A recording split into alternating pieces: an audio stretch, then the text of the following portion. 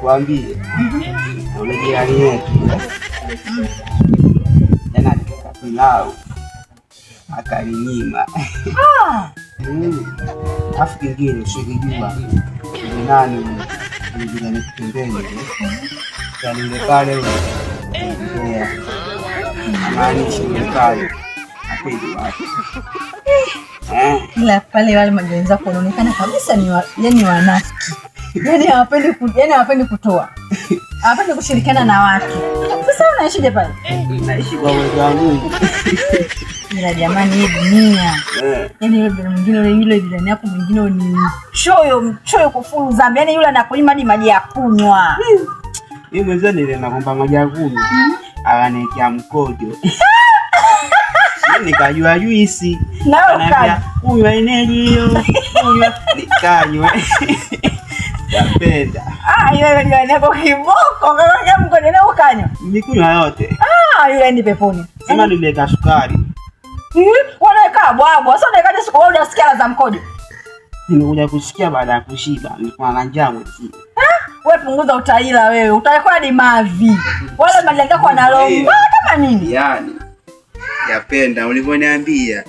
Yapenda. Mzangu umezidi. Wewe umezidi kuwa zombie. Yaani kila kitu utapewa dimazi. Wale majirani zako wana roho mbaya. Majirani zako wale ni wanafiki. Na siku pale kata achawi. Waenda msikitini kuswali hapo hawana lolote. Wakai wanene. Sisi hapo na mtai. Asalamu alaykum wa rahmatullah. Wa alaykum salaam. Hapa mnafanya? Hapa nafanya biashara. Nimesikia kabisa mnasengenya. Kwa nini mnasengenya?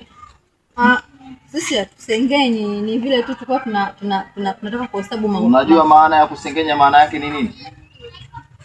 Mtume Muhammad sallallahu alaihi wasallam anasema maswahaba walimuuliza manil ghibati, akasema ni nini kusengenya? Mtume Muhammad sallallahu alaihi wasallam akasema kusengenya dhikruka akhaka bima yakra, ni kumtaja ndugu yako yale ambayo kwamba anayochukia akiwa hayupo katika ile sehemu. Kama hayupo alafu unamsengenya, yani unamsema mtu akiwa hayupo, huko ndio kusengenya. Imamu Ghazali radhiyallahu anhu akasemaje?